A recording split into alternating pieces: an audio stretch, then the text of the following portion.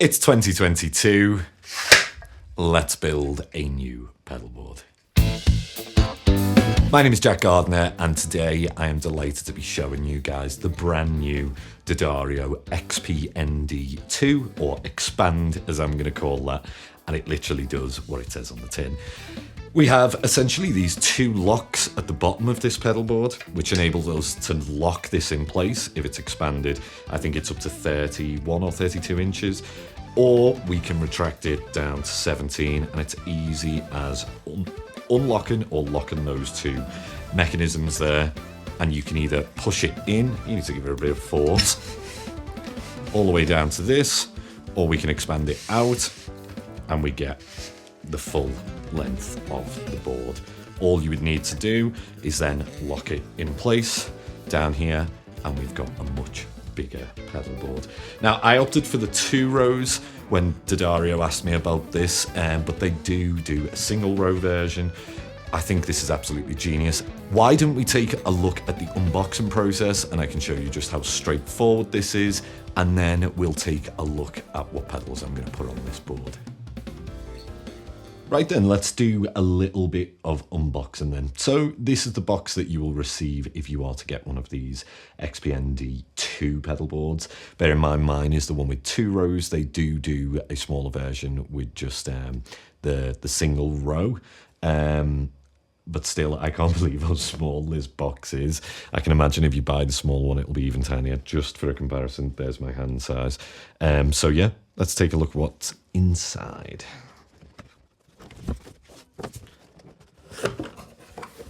So first things first then, we have the assembly instructions here, so that is going to come in super handy.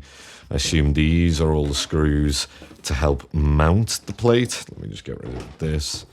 And then we have some Velcro already in there. I'm so glad that that is provided. I did get some over on my end, but it's just a nice little addition to have. So in here, I assume, other than the Velcro, is all of the board itself, and look how tiny that is. There's just nothing really there. We have this, and then the screws. So let's try and dig in.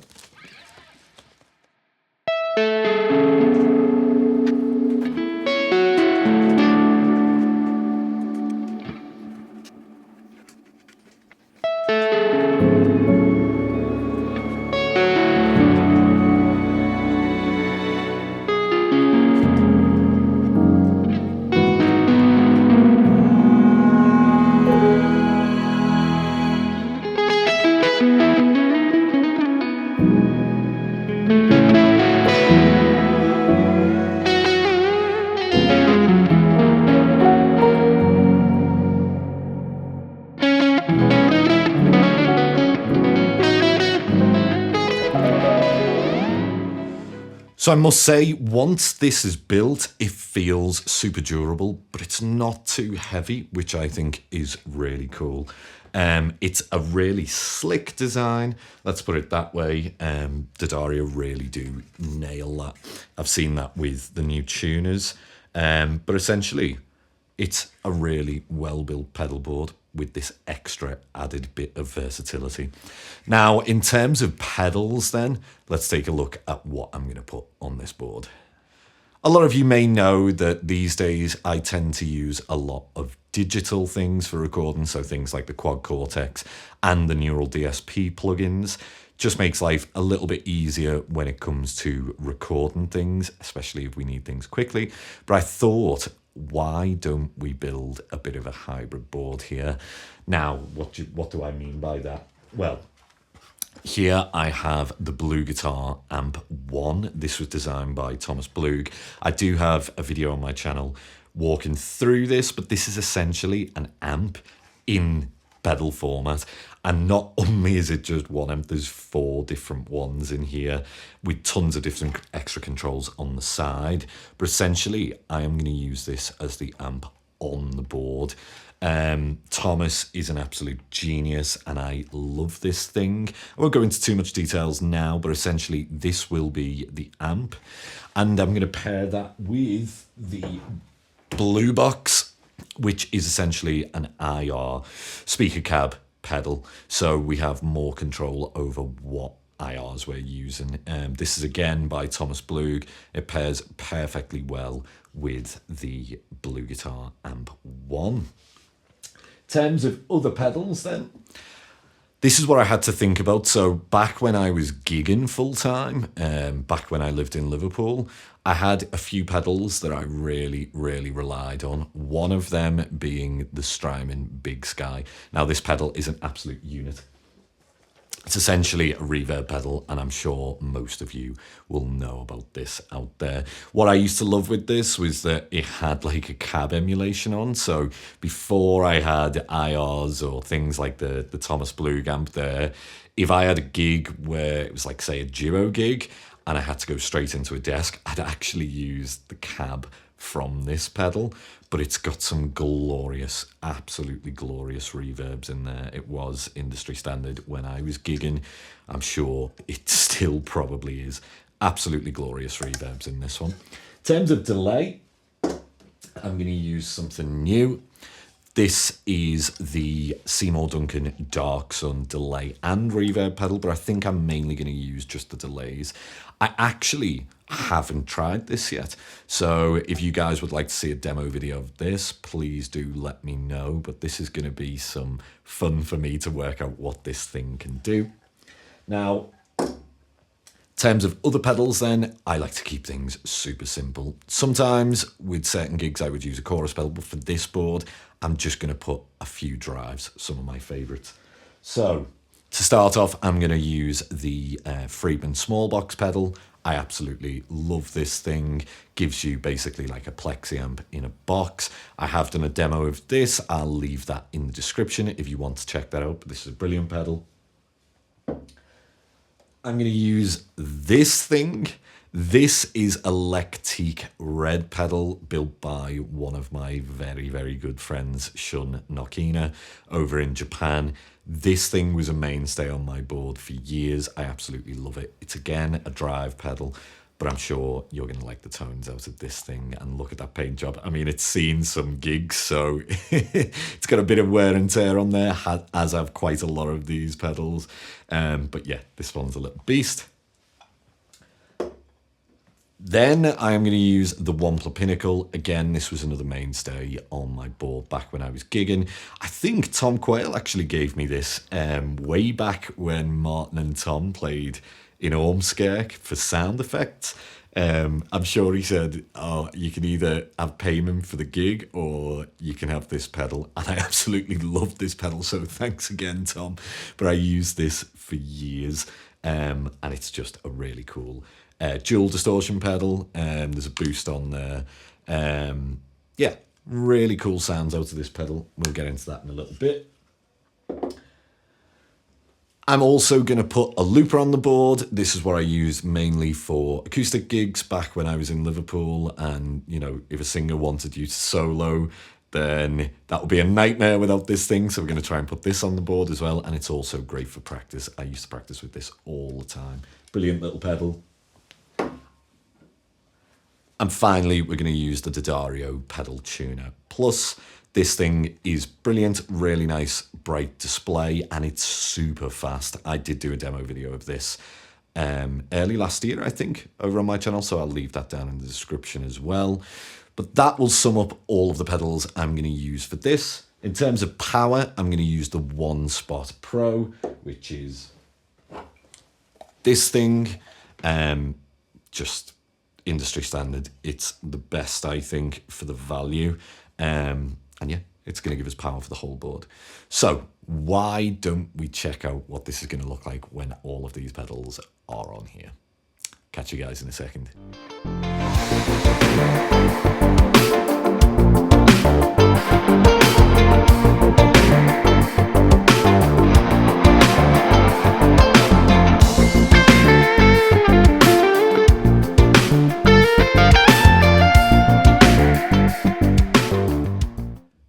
So the board is finally together. It's over on my left, your right if you're watching this. and I am in love with it already. I think the D'Addario build quality of this XPND2 is top class. It was really easy to put this together.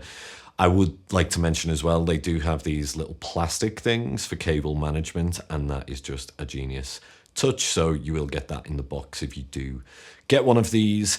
Let me walk you through the board then and what I've got going on. So the amp which I'm using for this one is the Blue Guitar Amp 1. So that's essentially my amp for everything here. That is going into the Blue Guitar Blue Box, which is the cab sim. That's coming out into my quad Cortex binaural DSP. That is just acting as an interface, so no effects or anything like that, but you could add more if you would like to there. And then over on the right-hand side of the board, I have the Strymon Big Sky and the Dark Sun delay. They are going into the effects loop on the Amp 1. That's just the way I prefer to do things with my reverbs and delays. I also have the Ditto looper right in after the Amp 1, I should say, or just before the Amp 1. So that means that basically if I was to turn on a distortion pedal after I've already looped something that's clean, I won't then distort the loop. Essentially, I can play over the top with some overdrive after that.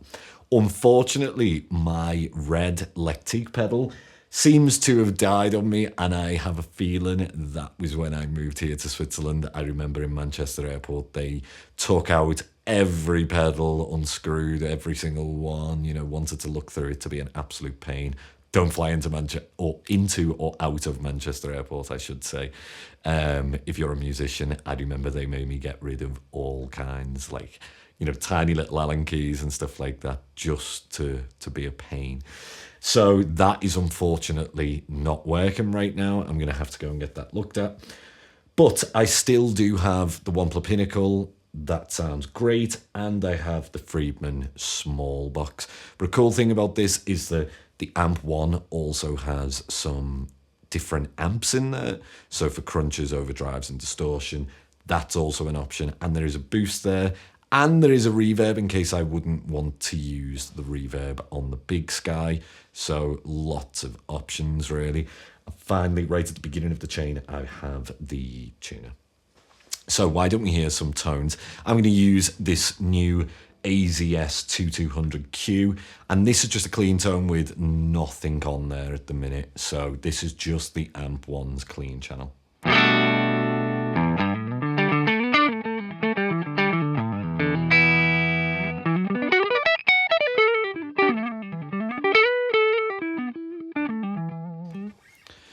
So really dry. What I'm going to do first is turn on the Big Sky and the delay, the Dark Sun. So check out this.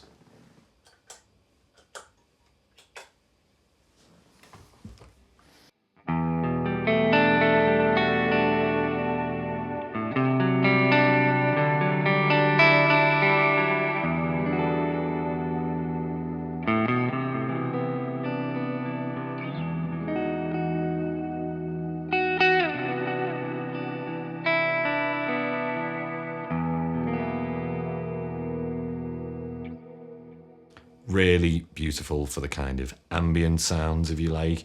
Let's put a bit of gain on then. So first I'm going to show you what the Pinnacle sounds like. So over here.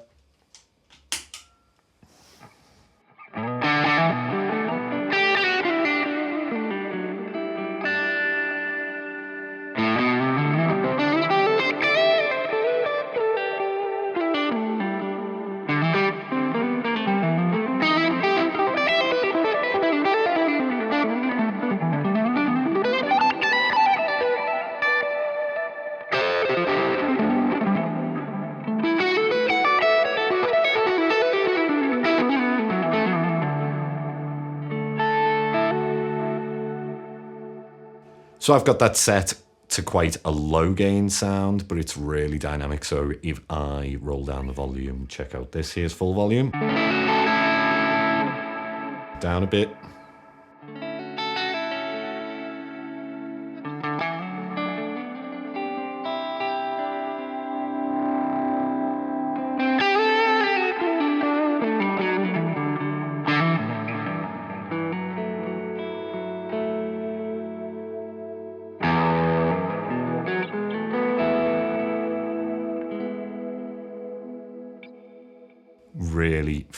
to play with. Then for a more overdriven sound then, I am actually using the small box for this. So this is more like a British style overdrive. Let's check this out.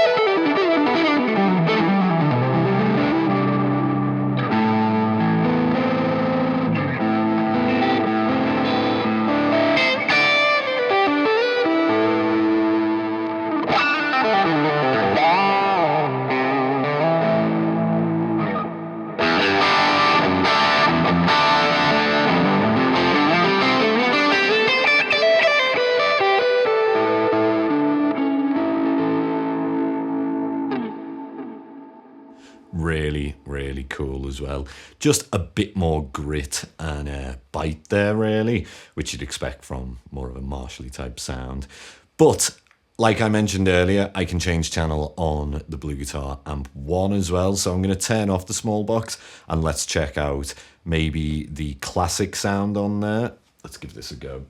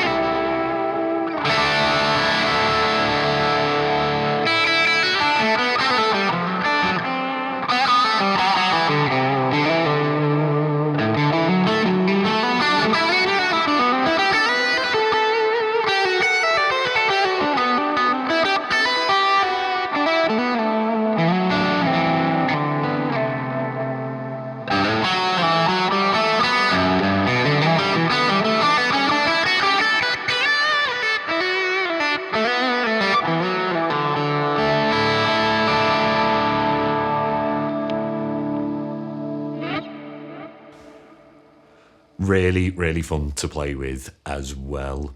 So I might swap guitars here just so that you can have a little hear of what it sounds like, and I'm just going to do some playing. Let me know what you guys think down in the comments, but I'm going to swap over to the AZ.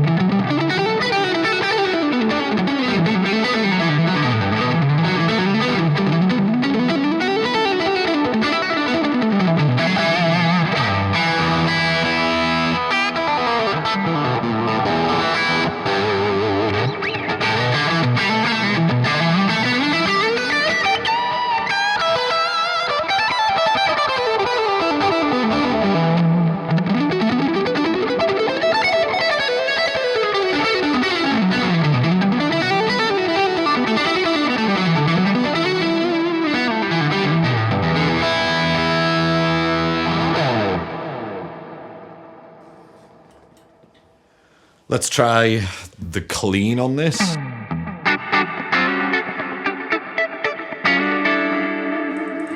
just going to turn off the delay.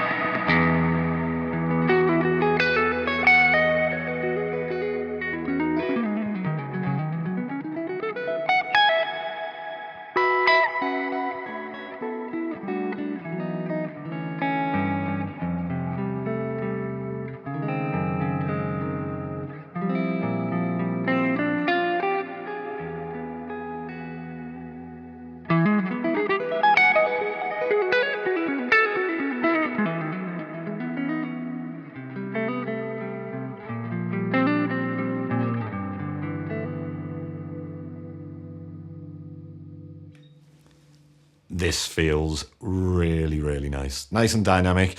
I think this clean amp is probably modelled off of a Fender. I could be wrong. Sorry, Thomas, if I've got that totally wrong there, but it feels like one and it reacts like one. So what do you guys think of this new board? What do you think of the pedal setup? Is there any of them that you'd like to see a video of covering in more in depth? Let me know, please, down in the comments. My name is Jack Gardiner. Until next time, cheers.